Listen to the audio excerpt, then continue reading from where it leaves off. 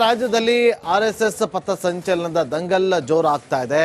ಮತ್ತೊಂದು ಕಡೆ ಕಾನೂನಾತ್ಮಕವಾದಂತ ಸಮರ ಕೂಡ ನಡೀತಾ ಇದೆ. ನಾಳೆ ಹೈಕೋರ್ಟ್ನಲ್ಲಿ ಒಂದು ತೀರ್ಮಾನ ಕೂಡ ಆಗುತ್ತೆ. ಏನದು ಈ ರಿಪೋರ್ಟ್.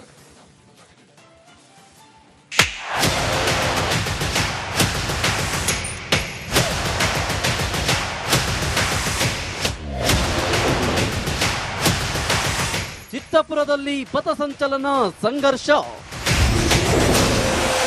ನವೆಂಬರ್ 7ರಂದು ಆರ್ಎಸ್ಎಸ್ ಪರೇಡ್ ಭವಿಷ್ಯ. ಸಚಿವ ಪ್ರಿಯಾಂಕ್ ಖರ್ಗೆ ಕ್ಷೇತ್ರದಲ್ಲಿ ಆರ್ಎಸ್ಎಸ್ ಸಂಘರ್ಷದ ಕಿಚ್ಚು ಧಗಧಗಿಸುತ್ತಿದೆ.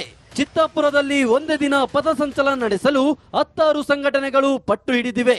ಆರ್ಎಸ್ಎಸ್ ಪಥಸಂಚಲನ ನಡೆಸೋ ದಿನವೇ ಹಲವು ಸಂಘಟನೆಗಳು ಪರೇಡ್ ಮಾಡಲು ಜಿದ್ದಿಗೆ ಬಿದ್ದಿವೆ. ನವೆಂಬರ್ 7ಕ್ಕೆ ಪರೇಡ್ ಭವಿಷ್ಯ ಹೊರಬೀಳಲಿದೆ.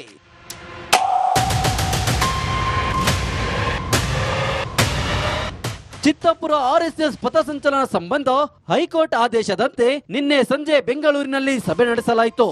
ಎಜಿ ಶಶಿಕಿರಣ್ ಶೆಟ್ಟಿ ನೇತೃತ್ವದಲ್ಲಿ ಬೆಂಗಳೂರು ಅಡ್ವೊಕೇಟ್ ಜನರಲ್ ಕಚೇರಿಯಲ್ಲಿ ಮೀಟಿಂಗ್ ನಡೆಯಿತು.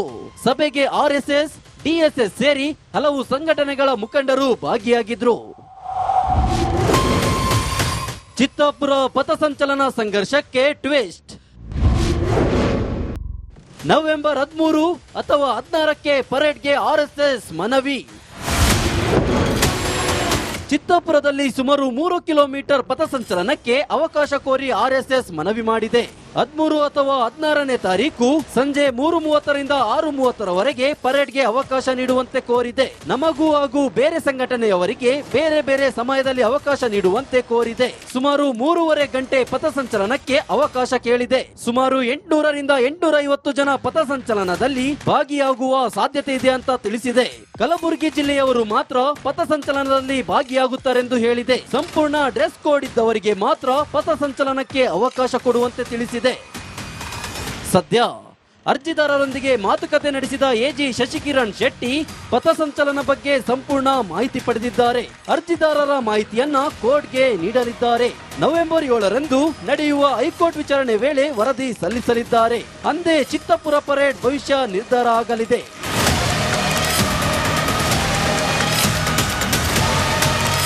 Bureau report, republic Kannada. ರಾಜ್ಯದಲ್ಲಿ ಆರ್ಎಸ್ಎಸ್ ಪಥಸಂಚಲನದ ದಂಗಲ್ ಜೋರಾಗ್ತಾ ಇದೆ. ಮತ್ತೊಂದು ಕಡೆ ಕಾನೂನಾತ್ಮಕವಾದಂತ ಸಮರ ಕೂಡ ನಡೀತಾ ಇದೆ. ನಾಳೆ ಹೈಕೋರ್ಟ್ನಲ್ಲಿ ಒಂದು ತೀರ್ಮಾನ ಕೂಡ ಆಗುತ್ತೆ. ಏನದು ಈ ರಿಪೋರ್ಟ್.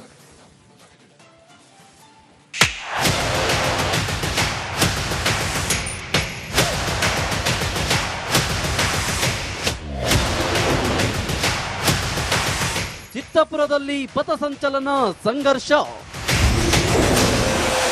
ನವೆಂಬರ್ 7ರಂದು ಆರ್ಎಸ್ಎಸ್ ಪರೇಡ್ ಭವಿಷ್ಯ. ಸಚಿವ ಪ್ರಿಯಾಂಕ್ ಖರ್ಗೆ ಕ್ಷೇತ್ರದಲ್ಲಿ ಆರ್ಎಸ್ಎಸ್ ಸಂಘರ್ಷದ ಕಿಚ್ಚು ಧಗಧಗಿಸುತ್ತಿದೆ. ಚಿತ್ತಾಪುರದಲ್ಲಿ ಒಂದೇ ದಿನ ಪಥಸಂಚಲನ ನಡೆಸಲು 16 ಸಂಘಟನೆಗಳು ಪಟ್ಟು ಹಿಡಿದಿವೆ. ಆರ್ಎಸ್ಎಸ್ ಪಥಸಂಚಲನ ನಡೆಸೋ ದಿನವೇ ಹಲವು ಸಂಘಟನೆಗಳು ಪರೇಡ್ ಮಾಡಲು ಜಿದ್ದಿಗೆ ಬಿದ್ದಿವೆ. ನವೆಂಬರ್ 7ಕ್ಕೆ ಪರೇಡ್ ಭವಿಷ್ಯ ಹೊರಬೀಳಲಿದೆ.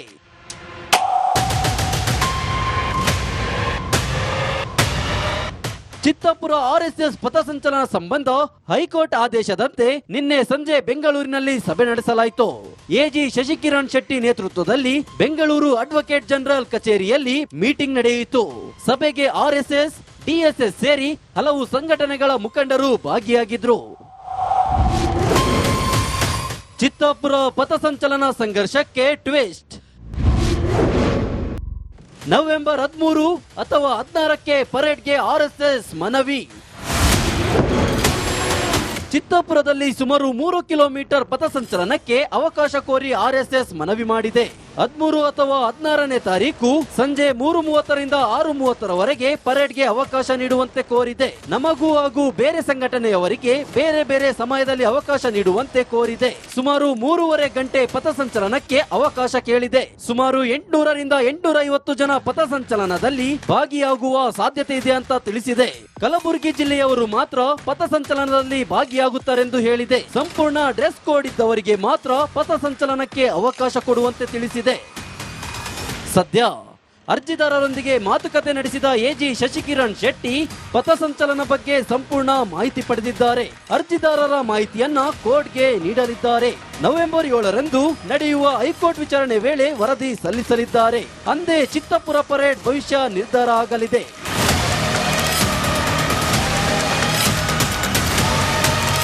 Bureau report, republic Kannada. ರಾಜ್ಯದಲ್ಲಿ ಆರ್ಎಸ್ಎಸ್ ಪಥ ಸಂಚಲನದ ದಂಗಲ್ ಜೋರಾಗ್ತಾ ಇದೆ. ಮತ್ತೊಂದು ಕಡೆ ಕಾನೂನಾತ್ಮಕವಾದಂತ ಸಮರ ಕೂಡ ನಡೀತಾ ಇದೆ. ನಾಳೆ ಹೈಕೋರ್ಟ್ ನಲ್ಲಿ ಒಂದು ತೀರ್ಮಾನ ಕೂಡ ಆಗುತ್ತೆ. ಏನದು ಈ ರಿಪೋರ್ಟ್.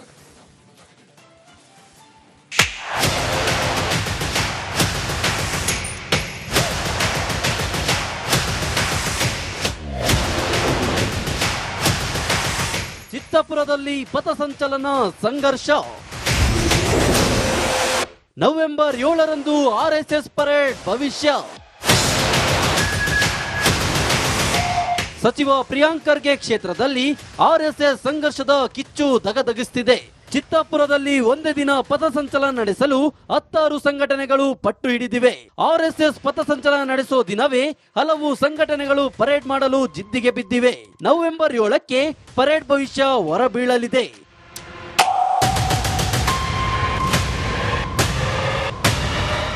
ಚಿತ್ತಾಪುರ ಆರ್ಎಸ್ಎಸ್ ಪಥಸಂಚಲನ ಸಂಬಂಧ ಹೈಕೋರ್ಟ್ ಆದೇಶದಂತೆ ನಿನ್ನೆ ಸಂಜೆ ಬೆಂಗಳೂರಿನಲ್ಲಿ ಸಭೆ ನಡೆಸಲಾಯಿತು. ಎಜಿ ಶಶಿಕಿರಣ್ ಶೆಟ್ಟಿ ನೇತೃತ್ವದಲ್ಲಿ ಬೆಂಗಳೂರು ಅಡ್ವೊಕೇಟ್ ಜನರಲ್ ಕಚೇರಿಯಲ್ಲಿ ಮೀಟಿಂಗ್ ನಡೆಯಿತು. ಸಭೆಗೆ ಆರ್ಎಸ್ಎಸ್, ಡಿಎಸ್ಎಸ್ ಸೇರಿ ಹಲವು ಸಂಘಟನೆಗಳ ಮುಖಂಡರು ಭಾಗಿಯಾಗಿದ್ರು. ಚಿತ್ತಾಪುರ ಪಥಸಂಚಲನ ಸಂಘರ್ಷಕ್ಕೆ ಟ್ವಿಸ್ಟ್. ನವೆಂಬರ್ 13 ಅಥವಾ 16ಕ್ಕೆ ಪರೇಡ್ಗೆ ಆರ್ಎಸ್ಎಸ್ ಮನವಿ. ಚಿತ್ತಾಪುರದಲ್ಲಿ ಸುಮಾರು 3 ಕಿಲೋಮೀಟರ್ ಪಥಸಂಚಲನಕ್ಕೆ ಅವಕಾಶ ಕೋರಿ ಆರ್ಎಸ್ಎಸ್ ಮನವಿ ಮಾಡಿದೆ. 13 ಅಥವಾ 16ನೇ ತಾರೀಕು ಸಂಜೆ 3:30ರಿಂದ 6:30ರವರೆಗೆ ಪರೇಡ್ಗೆ ಅವಕಾಶ ನೀಡುವಂತೆ ಕೋರಿದೆ. ನಮಗೂ ಹಾಗೂ ಬೇರೆ ಸಂಘಟನೆಯವರಿಗೆ ಬೇರೆ ಬೇರೆ ಸಮಯದಲ್ಲಿ ಅವಕಾಶ ನೀಡುವಂತೆ ಕೋರಿದೆ. ಸುಮಾರು 3.5 ಗಂಟೆ ಪಥಸಂಚಲನಕ್ಕೆ ಅವಕಾಶ ಕೇಳಿದೆ. ಸುಮಾರು 800ರಿಂದ 850 ಜನ ಪಥಸಂಚಲನದಲ್ಲಿ ಭಾಗಿಯಾಗುವ ಸಾಧ್ಯತೆ ಇದೆ ಅಂತ ತಿಳಿಸಿದೆ. ಕಲಬುರಗಿ ಜಿಲ್ಲೆಯವರು ಮಾತ್ರ ಪಥಸಂಚಲನದಲ್ಲಿ ಭಾಗಿಯಾಗುತ್ತಾರೆಂದು ಹೇಳಿದೆ. ಸಂಪೂರ್ಣ ಡ್ರೆಸ್ ಕೋಡ್ ಇದ್ದವರಿಗೆ ಮಾತ್ರ ಪಥಸಂಚಲನಕ್ಕೆ ಅವಕಾಶ ಕೊಡುವಂತೆ ತಿಳಿಸಿದೆ. ಸದ್ಯ ಅರ್ಜಿದಾರರೊಂದಿಗೆ ಮಾತುಕತೆ ನಡೆಸಿದ ಎಜಿ ಶಶಿಕಿರಣ್ ಶೆಟ್ಟಿ ಪಥಸಂಚಲನ ಬಗ್ಗೆ ಸಂಪೂರ್ಣ ಮಾಹಿತಿ ಪಡೆದಿದ್ದಾರೆ. ಅರ್ಜಿದಾರರ ಮಾಹಿತಿಯನ್ನ ಕೋರ್ಟ್ಗೆ ನೀಡಲಿದ್ದಾರೆ. ನವೆಂಬರ್ 7ರಂದು ನಡೆಯುವ ಹೈಕೋರ್ಟ್ ವಿಚಾರಣೆ ವೇಳೆ ವರದಿ ಸಲ್ಲಿಸಲಿದ್ದಾರೆ. ಅಂದೇ ಚಿತ್ತಾಪುರ ಪರೇಡ್ ಭವಿಷ್ಯ ನಿರ್ಧಾರ ಆಗಲಿದೆ.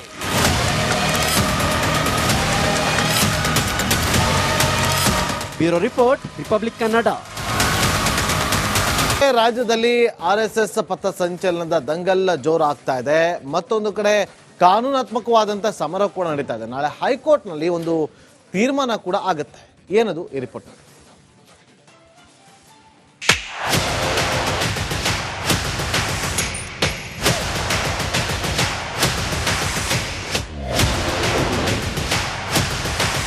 ಚಿತ್ತಾಪುರದಲ್ಲಿ ಪಥಸಂಚಲನ ಸಂಘರ್ಷ.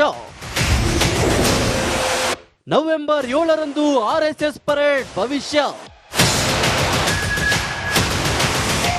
ಸಚಿವ ಪ್ರಿಯಾಂಕ್ ಖರ್ಗೆ ಕ್ಷೇತ್ರದಲ್ಲಿ ಆರ್ಎಸ್ಎಸ್ ಸಂಘರ್ಷದ ಕಿಚ್ಚು ದಗದಗಿಸುತ್ತಿದೆ.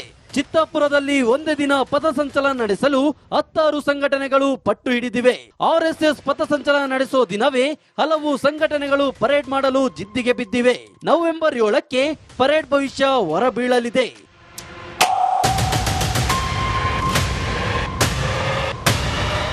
ಚಿತ್ತಾಪುರ ಆರ್ಎಸ್ಎಸ್ ಪಥಸಂಚಲನ ಸಂಬಂಧ ಹೈಕೋರ್ಟ್ ಆದೇಶದಂತೆ ನಿನ್ನೆ ಸಂಜೆ ಬೆಂಗಳೂರಿನಲ್ಲಿ ಸಭೆ ನಡೆಸಲಾಯಿತು.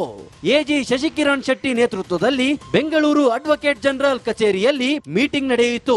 ಸಭೆಗೆ ಆರ್ಎಸ್ಎಸ್, ಡಿಎಸ್ಎಸ್ ಸೇರಿ ಹಲವು ಸಂಘಟನೆಗಳ ಮುಖಂಡರು ಭಾಗಿಯಾಗಿದ್ರು. ಚಿತ್ತಾಪುರ ಪಥಸಂಚಲನ ಸಂಘರ್ಷಕ್ಕೆ ಟ್ವಿಸ್ಟ್. ನವೆಂಬರ್ 13 ಅಥವಾ 16ಕ್ಕೆ ಪರೇಡ್ಗೆ ಆರ್ಎಸ್ಎಸ್ ಮನವಿ. ಚಿತ್ತಾಪುರದಲ್ಲಿ ಸುಮಾರು 3 ಕಿಲೋಮೀಟರ್ ಪಥಸಂಚಲನಕ್ಕೆ ಅವಕಾಶ ಕೋರಿ ಆರ್ಎಸ್ಎಸ್ ಮನವಿ ಮಾಡಿದೆ.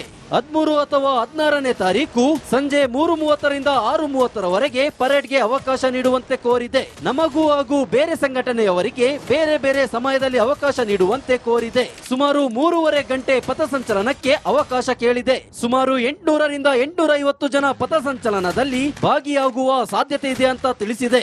ಕಲಬುರಗಿ ಜಿಲ್ಲೆಯವರು ಮಾತ್ರ ಪಥಸಂಚಲನದಲ್ಲಿ ಭಾಗಿಯಾಗುತ್ತಾರೆಂದು ಹೇಳಿದೆ. ಸಂಪೂರ್ಣ ಡ್ರೆಸ್ ಕೋಡ್ ಇದ್ದವರಿಗೆ ಮಾತ್ರ ಪಥಸಂಚಲನಕ್ಕೆ ಅವಕಾಶ ಕೊಡುವಂತೆ ತಿಳಿಸಿದೆ. ಸದ್ಯ ಅರ್ಜಿದಾರರೊಂದಿಗೆ ಮಾತುಕತೆ ನಡೆಸಿದ ಎಜಿ ಶಶಿಕಿರಣ್ ಶೆಟ್ಟಿ ಪಥಸಂಚಲನ ಬಗ್ಗೆ ಸಂಪೂರ್ಣ ಮಾಹಿತಿ ಪಡೆದಿದ್ದಾರೆ. ಅರ್ಜಿದಾರರ ಮಾಹಿತಿಯನ್ನ ಕೋರ್ಟ್ಗೆ ನೀಡಲಿದ್ದಾರೆ. ನವೆಂಬರ್ 7ರಂದು ನಡೆಯುವ ಹೈಕೋರ್ಟ್ ವಿಚಾರಣೆ ವೇಳೆ ವರದಿ ಸಲ್ಲಿಸಲಿದ್ದಾರೆ. ಅಂದೇ ಚಿತ್ತಪುರ ಪರೇಡ್ ಭವಿಷ್ಯ ನಿರ್ಧಾರ ಆಗಲಿದೆ.